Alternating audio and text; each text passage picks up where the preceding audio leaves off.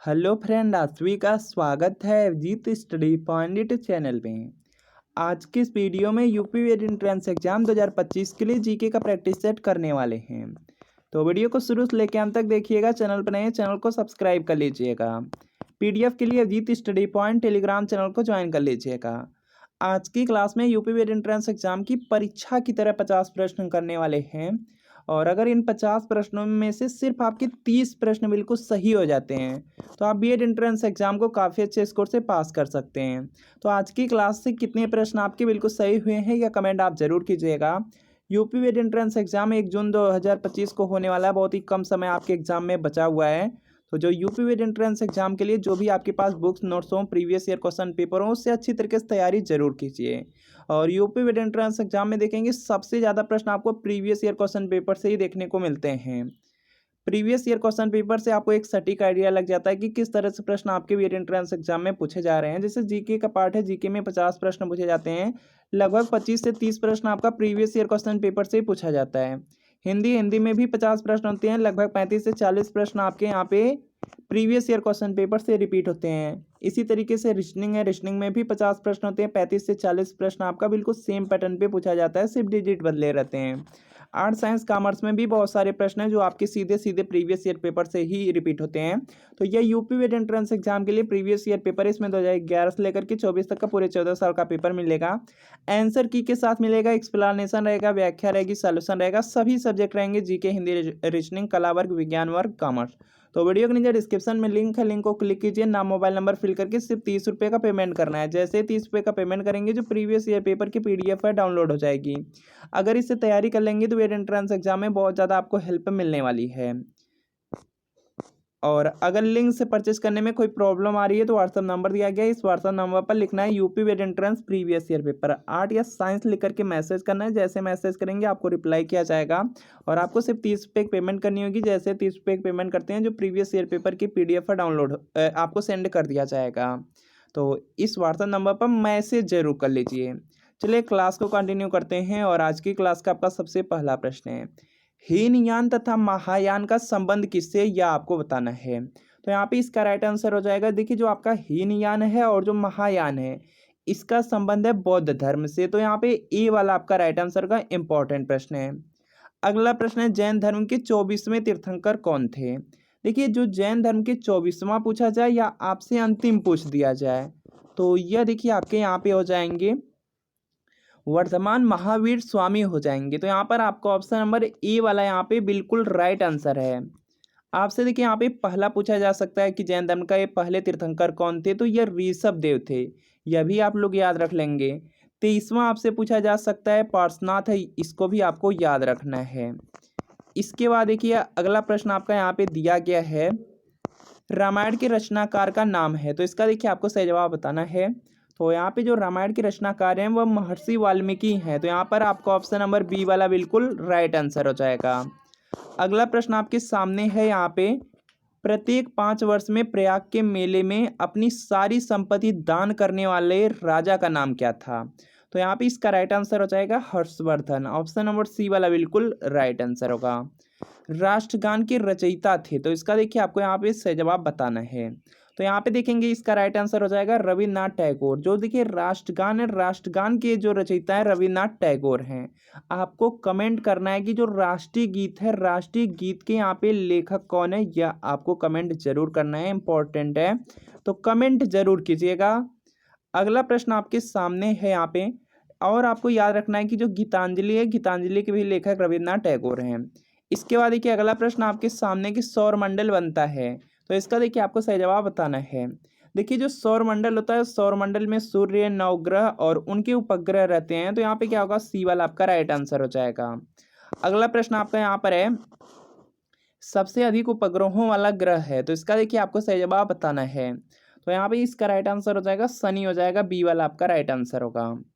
अगला प्रश्न आपके सामने है, यहाँ पर अंतरिक्ष के बारे में जानने के लिए खगोल शास्त्री प्रयोग करते हैं। तो इसका देखिए आपको यहाँ पे सही जवाब बताना है। तो यहाँ पर देखेंगे इसका राइट आंसर हो जाएगा टेलीस्कोप। ऑप्शन नंबर बी वाला बिल्कुल राइट आंसर होगा। अगला प्रश्न है कि सूर्य ग्रहण होता है जब। तो इसका देखिए आपको यहाँ पे सही जवाब बताना है। जब चंद्रमा पृथ्वी और सूर्य के बीच में आ जाता है। जब यहाँ पे जो चंद्रमा है पृथ्वी और सूर्य के बीच में आ जाता है उस समय आपका सूर्य ग्रहण होता है। तो यहाँ पर क्या होगा, आपका ऑप्शन नंबर बी वाला बिल्कुल राइट आंसर हो जाएगा। अगला प्रश्न आपके सामने कि संसार का सबसे ऊंचा पठार कौन सा है। तो यहाँ पे इसका राइट आंसर हो जाएगा पामीर का पठार है, ऑप्शन नंबर ए वाला बिल्कुल राइट आंसर होगा। हमारे देश में मतदान की जो न्यूनतम आयु है यह कितनी है। तो यहाँ पे इसका राइट आंसर हो जाएगा 18 वर्ष रखा गया है। तो यहाँ पे सी आपका राइट आंसर हो जाएगा। और यहीं पे मुखिया बनने के लिए 21 वर्ष है। और यहाँ पे लोकसभा का सदस्य बनने के लिए 25 वर्ष, राज्यसभा का सदस्य बनने के लिए 30 वर्ष और राष्ट्रपति के लिए या राज्यपाल के लिए 35 वर्ष, यह भी आप याद रखेंगे न्यूनतम आयु है। इसके बाद देखिए अगला प्रश्न है कि भारत को स्वतंत्रता प्राप्त होने की तिथि है। तो यहाँ पे इसका राइट आंसर हो जाएगा, भारत को जो स्वतंत्रता मिली थी यह 15 अगस्त 1947 को हमारा यहाँ पे जो भारत देश है यह आज़ाद हुआ था। तो यहाँ पे क्या होगा, सी वाला आपका राइट आंसर होगा। अगला प्रश्न है किस सुल्तान ने राजधानी दिल्ली से दौलताबाद स्थानांतरित की। तो यहाँ पे इसका राइट आंसर हो जाएगा, यह किया था मोहम्मद बिन तुगलक ने किया था। तो यहाँ पे डी वाला आपका राइट आंसर हो जाएगा। अगला प्रश्न आपके सामने कि हल्दी घाटी का जो युद्ध हुआ है किन के बीच हुआ था यह बताना है। तो यहाँ पे देखेंगे इसका जो राइट आंसर है यह देखिए हो जाएगा अकबर और महाराणा प्रताप के बीच हुआ था। तो यहाँ पर आपका ऑप्शन नंबर सी वाला बिल्कुल राइट आंसर हो जाएगा। आपको कमेंट करना है कि जो हल्दी घाटी का युद्ध है किस वर्ष में हुआ था, अभी कल ही के क्लास में आपको कराया गया था। तो कमेंट जरूर कीजिए। इंपॉर्टेंट में देखिए आपका है तराइन का युद्ध है। तराइन का जो पहला युद्ध है 1191 ईस्वी में, दूसरा हुआ था 1192 में, इसको आपको याद रखना है। इसके बाद पानीपत के युद्ध हैं। पानीपत का जो पहला युद्ध है यह हुआ था 1526 में, दूसरा हुआ था 1556 में और तीसरा हुआ था 1761 में। इसके अलावा यहाँ पे प्लासी का युद्ध है। प्लासी का युद्ध हुआ था 1757 ईस्वी में, इसको भी याद रखेंगे। तो कमेंट आपको करना है कि हल्दी घाटी का युद्ध कब हुआ था। भारत में मुगल साम्राज्य का संस्थापक कौन था। तो इसका देखिए सही जवाब बताना है। भारत में जो मुगल साम्राज्य है इसका संस्थापक बाबर था। तो बी वाला राइट आंसर होगा। अगला प्रश्न आपके सामने है कि शाहजहां द्वारा बसाए गए नगर का नाम क्या था। तो यहाँ पे इसका राइट आंसर हो जाएगा शाहजहांबाद हो जाएगा, ए वाला आपका राइट आंसर होगा। अगला प्रश्न आपके सामने है, यहाँ पे अलाउद्दीन ने बाजार नियंत्रण व्यवस्था लागू की। तो इसका देखिए आपको सही जवाब बताना है। तो जनता के हित की दृष्टि से जो बाजार नियंत्रण व्यवस्था थी यह लागू किया गया था। तो यहाँ पे ये वाला राइट आंसर होगा। अगला प्रश्न है औषधि सेल। तो यहाँ पे इसका राइट आंसर हो जाएगा परतदार होती है। जो औषधि सेल होती हैं वह परतदार होती हैं। तो ये वाला राइट आंसर होगा। अगला प्रश्न आपके सामने है कि जो रिक्टर स्केल होता है इसके द्वारा क्या मापा जाता है। तो यहाँ पे इसका राइट आंसर हो जाएगा जो रिक्टर स्केल होता है इसके द्वारा भूकंप मापा जाता है। तो यहाँ पे क्या होगा, सी वाला आपका राइट आंसर हो जाएगा। इसके अलावा यहाँ पे आपको याद रखना है जो भूकंप का अध्ययन है, भूकंप का जो अध्ययन है इसको सिस्मोलॉजी कहा जाता है। यह पॉइंट याद रखेंगे, यह बीएड में पूछा गया था। अगला प्रश्न आपका यहाँ पे दिया गया है हिमालय पर्वत तथा जो विंध्याचल पर्वत है क्रमशः हैं। तो यहाँ पे इसका राइट आंसर हो जाएगा, देखिए जो हिमालय पर्वत है जो आपका विंध्याचल पर्वत, दोनों के दोनों वलित पर्वत हैं। तो यहाँ पर आपका ऑप्शन नंबर बी वाला बिल्कुल राइट आंसर हो जाएगा। यह भी प्रश्न पूछा गया था वलित पर्वत से रिलेटेड। दुनिया की छत किसे कहते हैं। तो यहाँ पे इसका राइट आंसर हो जाएगा तिब्बत के पठार को। जो तिब्बत में पठार है उसको दुनिया का छत भी कहा जाता है। तो बी वाला आपका राइट आंसर होगा। अगला प्रश्न है कि अक्षांश मानचित्र पर खींची जाने वाली रेखा है जो। तो यहाँ पे इसका राइट आंसर हो जाएगा उत्तर से दक्षिण की ओर होती हैं। तो यहाँ पे ये वाला आपका राइट आंसर है। अगला प्रश्न आपका यहाँ पर कि जनता द्वारा यहाँ पे चुना जाता है, जनता द्वारा डायरेक्ट कौन चुना जाता है यह आपको बताना है। तो यहाँ पे इसका राइट आंसर हो जाएगा जो लोकसभा के सदस्य होते हैं, जो लोकसभा के सदस्य होते हैं इनको जनता के द्वारा डायरेक्ट चुना जाता है। तो यहाँ पे डी वाला आपका राइट आंसर हो जाएगा। अगला प्रश्न कि लोकसभा का कार्य नहीं है। तो इसका देखिए आपको सही जवाब बताना है। लोकसभा का देखिए जो कार्य है वह होता है कानून को बनाना, कानून में संशोधन करना और मंत्रिपरिषद के कार्यों पर नियंत्रण रखना, लेकिन कानून का पालन कराना यह नहीं होता। तो यहाँ पे क्या होगा, सी वाला आपका राइट आंसर होगा। अगला प्रश्न है कि जिन राजाओं को कोई पुत्र न हो वे किसी को गोद नहीं ले सकते, यह नियम किस गवर्नर जनरल ने लागू किया। तो यहाँ पे इसका राइट आंसर हो जाएगा लॉर्ड वेलेस्ली ने किया था। तो ए वाला आपका राइट आंसर है। भारत में जो सुप्रीम कोर्ट है, सुप्रीम कोर्ट की स्थापना कब हुई थी? तो यहाँ पे इसका राइट आंसर हो जाएगा 1774 ईस्वी में। ऑप्शन नंबर ए वाला आपका यहाँ पे राइट आंसर है। यहाँ पर आपका ऑप्शन नंबर ए वाला बिल्कुल राइट आंसर है। अगला प्रश्न है, ब्रिटेन का दूसरा नाम है, तो यहाँ पे इसका राइट आंसर हो जाएगा आपका यहाँ से इंग्लैंड हो जाएगा। आपको याद रखना है जो ब्रिटेन का दूसरा नाम है वह क्या है? इंग्लैंड है। तो डी वाला आपका राइट आंसर होगा, इंपॉर्टेंट है। अगला प्रश्न, 1857 की क्रांति के लिए तिथि निश्चित की गई थी। तो इसका देखिए आपको सही जवाब बताना है। 31 मई 1857 ईस्वी हो जाएगा। तो यहाँ पे सी वाला राइट आंसर है। अगला प्रश्न आपके सामने है, जल्दी से यहाँ पे आप लोग प्रयास करेंगे कि इसका राइट आंसर क्या है। ब्रह्म समाज की स्थापना करने वाले थे, तो आपको यहाँ पे इजी प्रश्न है, आप लोगों को पता ही है कि जो ब्रह्म समाज है इसकी जो स्थापना है राजा राम मोहन राय ने किया है। तो यहाँ पे डी वाला आपका बिल्कुल राइट आंसर हो जाएगा। इसके अलावा आत्मीय सभा है उसकी भी स्थापना राजा राम मोहन राय ने किया। आर्य समाज की जो स्थापना है वह स्वामी दयानंद सरस्वती ने किया है। रामकृष्ण मिशन है जिसकी यहाँ पे स्थापना स्वामी विवेकानंद ने किया है। सर्वेंट्स ऑफ इंडिया सोसाइटी है जिसकी स्थापना गोपाल कृष्ण गोखले ने किया है, यह याद रखेंगे। तुम मुझे खून दो मैं तुम्हें आज़ादी दूंगा कहने वाले कौन थे? तो यहाँ पे इसका राइट आंसर हो जाएगा सुभाष चंद्र बोस का यह क्या था? नारा था। तो यहाँ पे क्या होगा? डी वाला आपका राइट आंसर होगा। अगला प्रश्न है कि हैदराबाद का शासक कहलाता था, तो यहाँ पे इसका राइट आंसर हो जाएगा उसको निजाम कहा जाता था। तो यहाँ पे सी वाला राइट आंसर होगा।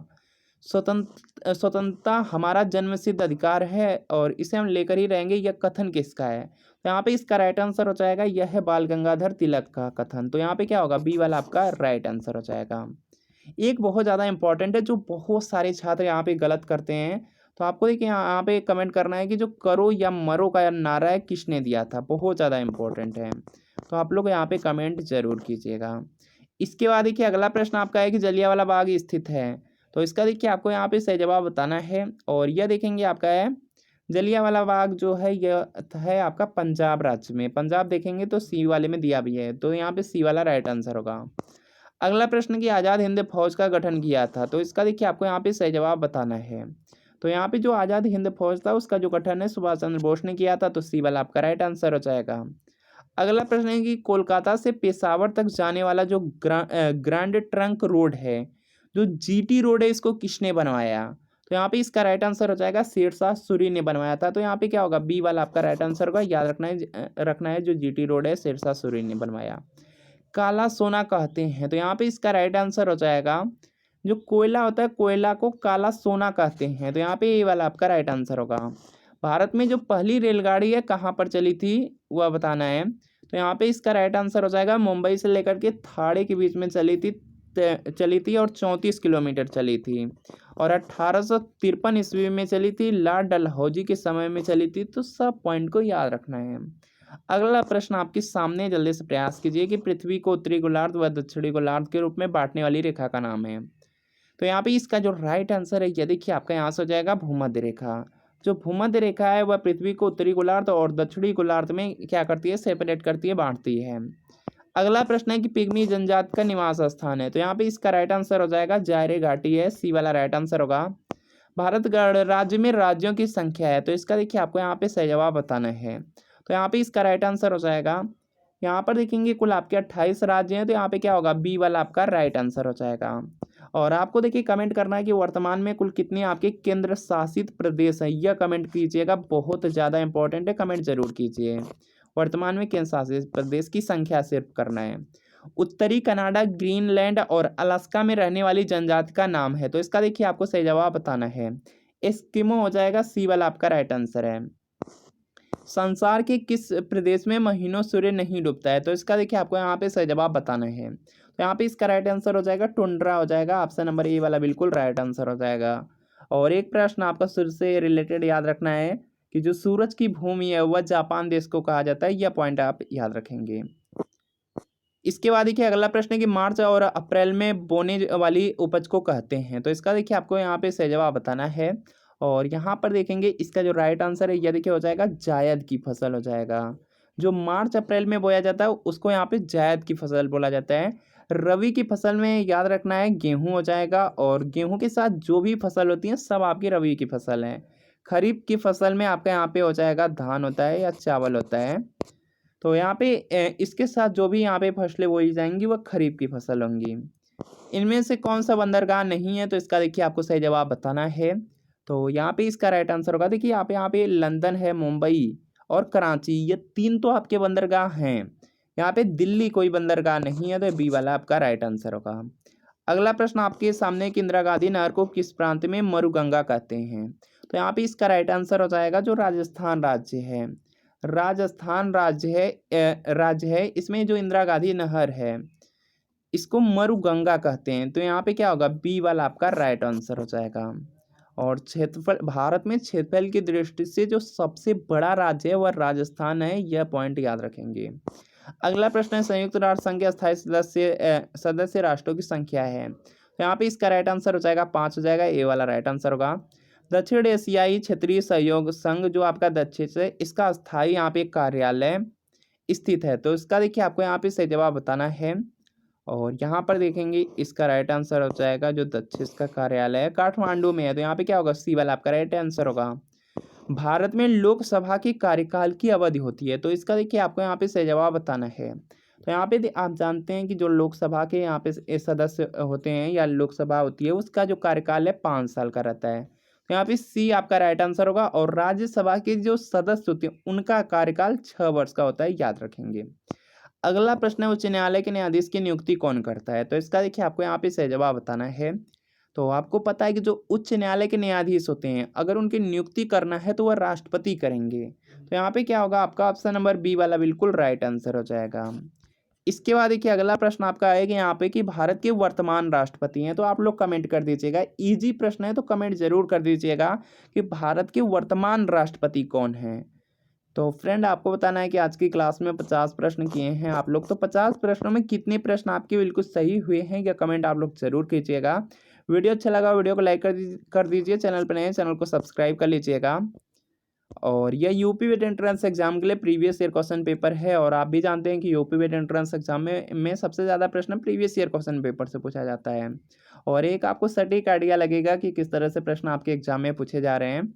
और अगर आप गवर्नमेंट कॉलेज से बीएड करना चाहते हैं या कम पैसे में बीएड करना चाहते हैं या अपने ज़िले के किसी भी कॉलेज से बीएड करना चाहते हैं, तो जो प्रीवियस ईयर पेपर है इसको जरूर पढ़िए। तो ये यूपी वेट एंट्रेंस एग्जाम का प्रीवियस ईयर पेपर है, 2011 से लेकर के 24 तक का पूरे 14 साल का पेपर है। आंसर की के साथ एक्सप्लेनेशन सॉल्यूशन व्याख्या के साथ सभी सब्जेक्ट मिलेंगे, जीके हिंदी रीजनिंग कला वर्ग विज्ञान वर्ग। तो वीडियो के नीचे डिस्क्रिप्शन में लिंक है, लिंक को क्लिक कीजिए, नाम मोबाइल नंबर फिल करना है और सिर्फ 30 रुपये का पेमेंट करना है। जैसे 30 रुपये का पेमेंट करेंगे प्रीवियस ईयर पेपर का जो PDF है डाउनलोड हो जाएगा। अगर इससे तैयारी कर लेंगे वेट एंट्रेंस एग्जाम में बहुत ज़्यादा हेल्प मिलेगी। और अगर लिंक से परचेज करने में कोई प्रॉब्लम आ रही है, व्हाट्सअप नंबर दिया गया, इस व्हाट्सअप नंबर पर सिर्फ लिख देना है UP BEd entrance previous year paper. Art या साइंस लेकर के सिर्फ मैसेज कर दीजिएगा, जैसे मैसेज करेंगे रिप्लाई कर दिया जाएगा। सिर्फ 30 रुपये की पेमेंट करनी है, जैसे ही पेमेंट करते हैं आपको प्रीवियस ईयर पेपर का जो PDF सेंड कर दिया जाएगा। तो मिलते फ्रेंड आपसे नेक्स्ट वीडियो पे, इस नंबर पर मैसेज जरूर कर लीजिए। तो मिलते फ्रेंड नेक्स्ट।